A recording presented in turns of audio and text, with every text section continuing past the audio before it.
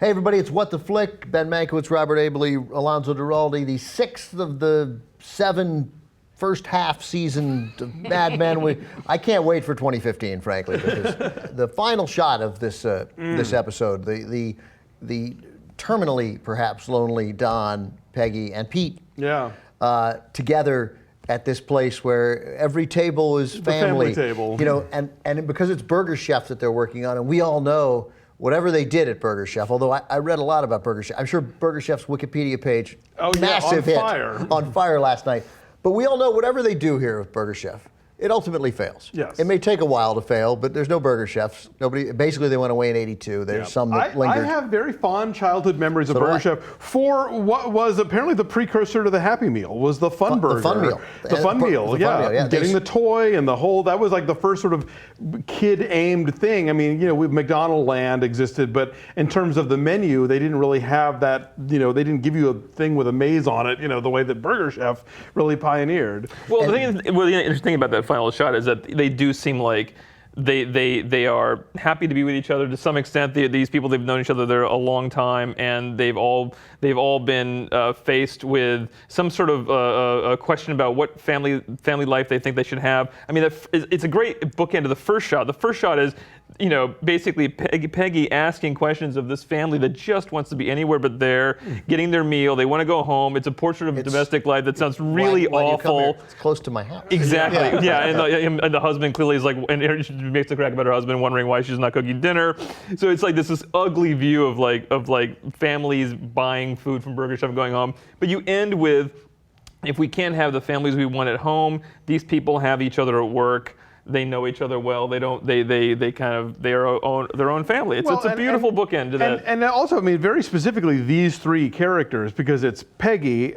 Don is, in a way, her sort of spiritual father in a lot of ways, in terms of having molded her and, you know, gotten her to where she is in her work. And Pete is the father of her child. That is true. The child that we never talk about anymore, that we haven't seen in ages. We haven't seen Peggy's family in a while. I mean, her mom, her sister. I think her sister's husband has turned up just as somebody who's helpful around the apartment and fixes things, but that's it. The only person who could have rounded out that would have been Joan, because Joan got her moment where she, you know, when presented with Bob Benson saying, you know, why don't we make a fake family so that I can be the executive they want, meaning like, you know, not the gay one. Joan didn't belong there, because I agree that it was beautiful. beautiful. Joan didn't belong to, like, logistically for the purposes of the scene, but I mean, like. But I also think she doesn't belong there. Like, I mean, I hear you, but I think that while that was beautiful, because in a sense these are, in some ways, the people we know best, the people we've seen most of their personal life. I mean, Roger's personal life is a joke, but with the exception of Joan. But Joan is not lonely. Joan may want a man who can share her life with. She's got her mom, who's a pain in the ass, but she's like, go outside. Like, they have a. No, Joan doesn't complain the way you're right. Don opened up to Peggy. Peggy opened up to Don. Pete had a very kind of sad, like, you know, realizing, what, you know, why am I here? And Joan has personal standards, I think, is what you're saying. Yeah. And she also, but she has people. Like, her life is not. It's not perfect. It's not how she envisioned it. But she has people. And she's a good mom. But these guys don't have people. So it was Peggy. Don in this episode said essentially that, you know, what's your biggest fear, that I haven't done anything and that I have nobody. Right. Peggy her loneliness has caused her to break down, where she's hanging out with a child who screamed at her 2 weeks earlier. Peggy looks in that car at the beginning and actually wants that, weirdly enough. You know, that's right. That's exactly right. And right, what did I do wrong? What did I do wrong? Really?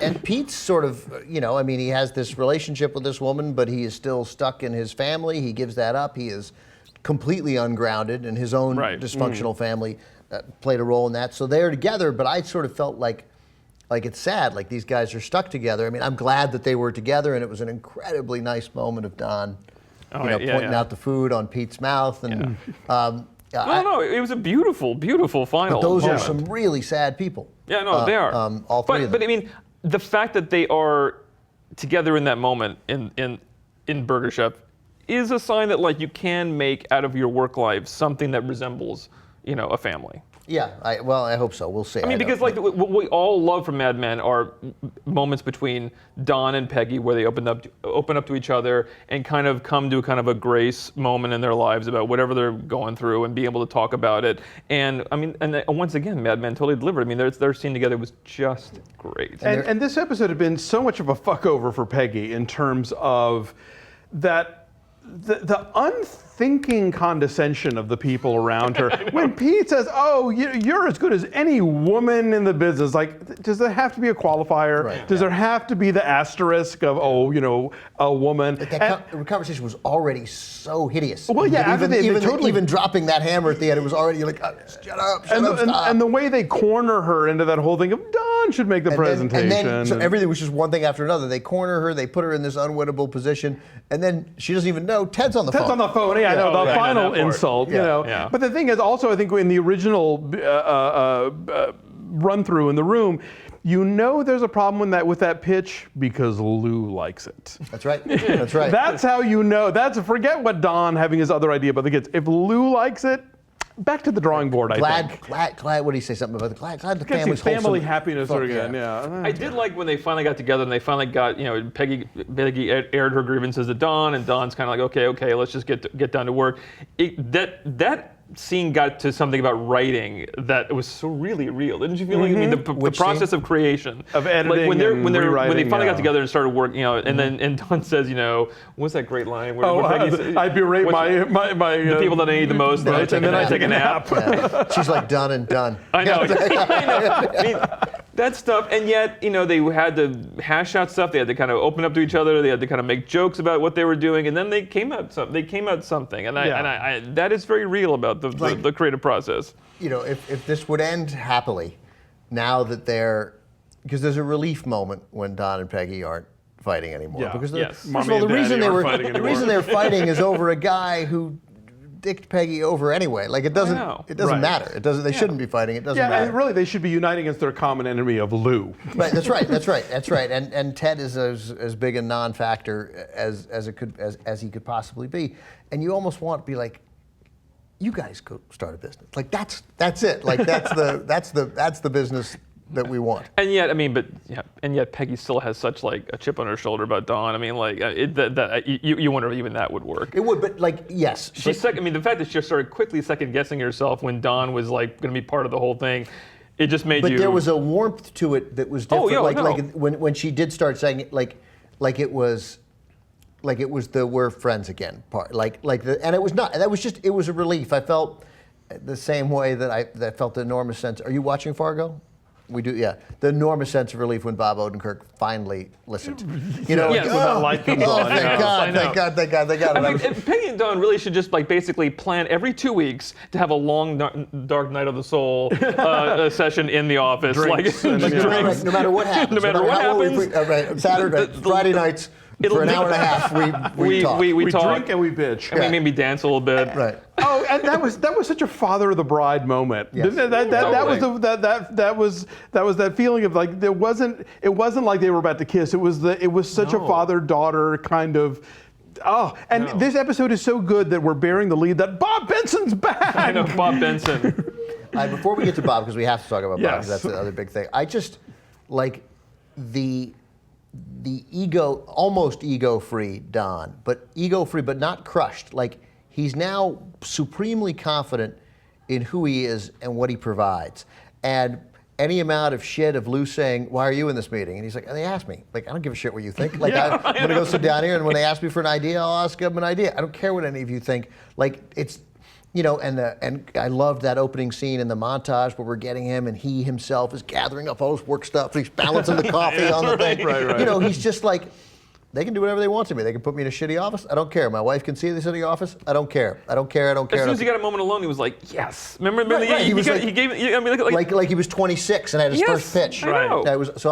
I love this. I mean, I'm sure everybody does, but it's especially because like when you compare that with the Megan scenes, like it's like he's realizing. Well, I like it when I can pair things going well at work to a nice home life. He wants both. I mean, like, and that's why I think that some of those scenes are nice, have a melancholy, like, romance to them, because he wants things to work with Megan, and yet, you know, they're not going to, clearly. And I think she is very clearly about to make him choose between New York or her. The fact that she's whipping out her Kennedy clips, that she's going through the closet to get her stuff, it's like, I'm not coming back. I do not live in New York anymore, and if you want to live with me, it's going to have to be in Los Angeles. You could do your job in Los Angeles if you wanted to, so I'm not making an unreasonable demand here. Come to the coast, or you're not getting me anymore. Yeah, I think I don't even think there's that. I think it's been clear. I think they're done. They're the most done couple ever. They should quit right now because it ended on a moderate high note. They'll both, like Don wants it. There was a nice moment. He did love seeing her. He loved having her. He was bummed out when she wasn't in the bed next to him. But she's taking the fondue pot. Like, I know. Like she, pot. because That she was said, it. "I'm sorry it's so quick," and then he realizes in that moment she didn't even come to see me. She came to get her fucking clothes and fondue pots. Yeah. And like they're done. They shouldn't be together. They're not a good couple. But he's being so good. Like. And now he's going to get to go. He's going to go, I guess, to LA one more time, and he's finally going to fuck Bonnie. Like, at least we've had the deck cleared for him to nail Bonnie. But do we think that they aren't a couple? They aren't working anymore. I mean, do we think that if he moved, he's definitely going to nail Bonnie. That I'm sure. of. But don't you think that he could move to LA, work in the LA office, and still make that marriage work, or no? No, I don't. I think it would be a huge LA mistake. I think they got married for the wrong reasons. They have both, in many ways, given it their best. Don, at least now. It's just that he's giving it his best at a time when Megan is no longer receptive to his best the way she would have been. Sure, earlier. and I will say, I think the one thing that he's got that's keeping him in New York, if nothing else, even if not just work or his desire to be there, is the kids. You know, and I think and he needs to be there, especially I think now that he's starting to kind of rebuild that relationship, you know, with call them. Yeah, well, that's call true. Your you know, children. he could be more involved. Call your children. Right. I mean, the kids weren't there, but that was part of it. I mean, like every Bobby needs more of him. God, Bobby needs to live with him. Yeah. Yeah. You know, and they can go to see sci-fi movies, and you know, and he can get away from that horrid mother of his who's unfit. She'd have the children taken by the state. Poor Jean. What about Jean? What about Jean? I know. And why am I blanking on the daughter's name? I feel like an idiot.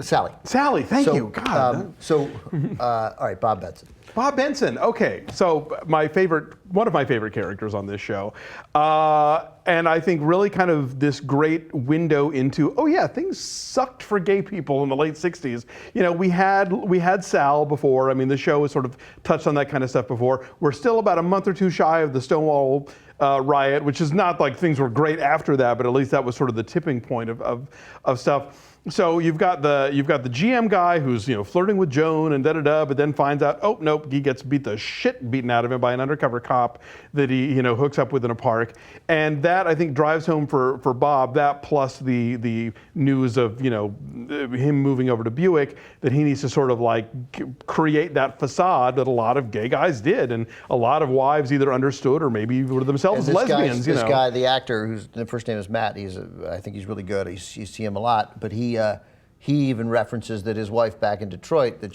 she's on board. Yes. Yeah. So he's got that city wired. He said. There you go. Right, so Bob's got this whole relationship, this friendship that that goes back with Joan, with Joan's family.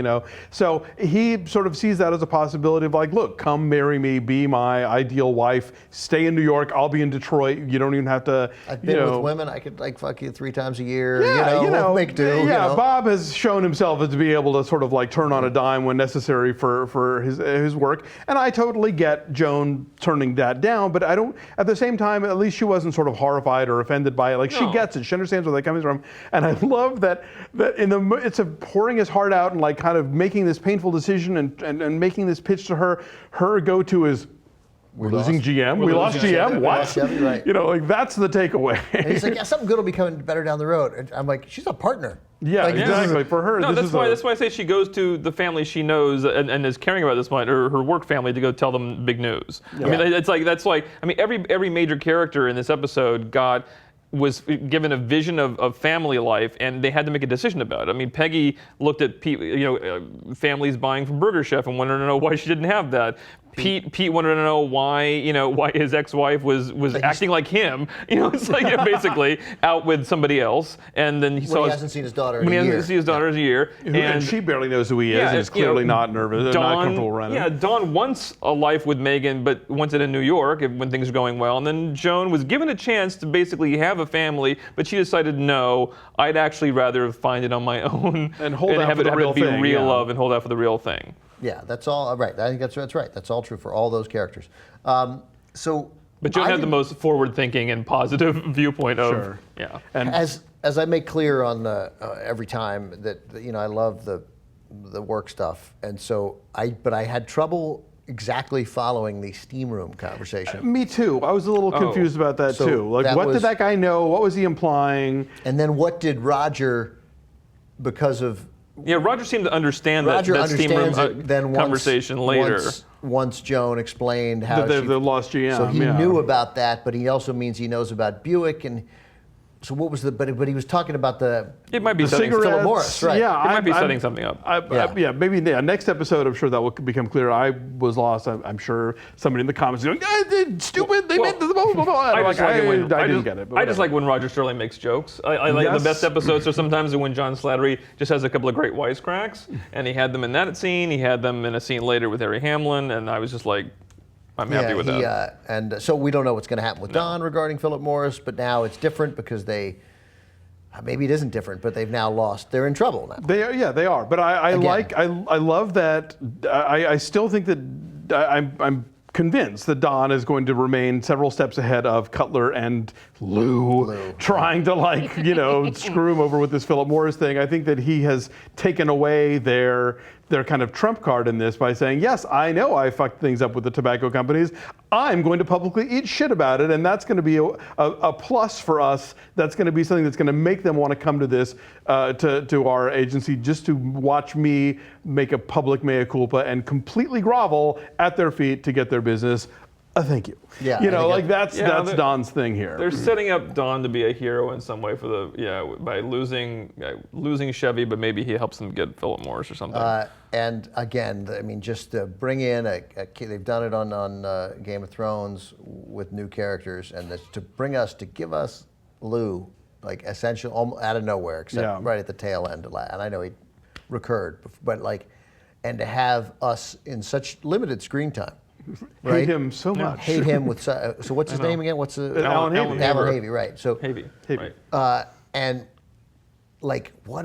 I mean, this is a comedian whose heyday was 20 years earlier, right. And fucking cast it so right. He's so good.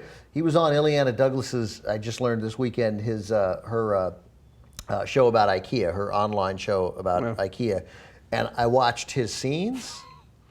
Phenomenal. He's great. He can act. He's so good. I mean, we know that now, but I mean, he's good. I mean, Joel Murray, who knew was going to have such pathos, So yeah, this show, and I mean, and Harry Hamlin, who has coasted for most of his career, just sort of being like square-jawed, handsome leading man guy, is becoming this great weasel. Yeah. He's fascinating. Nev Campbell's one scene this year was kind of like, maybe a rethink. The casting on the show is genius. Bring back Nev. Although, please, AMC, when they show at the end, next time on Mad Men, you're just showing clips from previous episodes. I'm not fooled. Yeah. It's the weirdest coming attractions for any TV show. But I feel like that's Matt. I know, he just doesn't want to tell you anything about the finale. And saying to them, look, the network the semi-finale. The semi-finale, right. But the network requires this, and I am not going to play ball. Yeah. I don't want to do them. I don't want to do them, so here you go. What? Hello? Not only am I going to do vague clips from next week, I'm going to do vague clips from old shows. Yeah. I know. That was he just doesn't care. God bless him for that. I suspect that was a contractual fight that he lost and has turned into a victory. Yeah. All right. So next week, and they're not taking, unlike some show, Game of Thrones is taking. HBO takes the holiday weekend off, but AMC right. But not. we'll be getting Normal Heart. I guess Behind the Candelabra last year was like, all right, what's another gay thing we can do? So there's that. All right, guys. Thank you.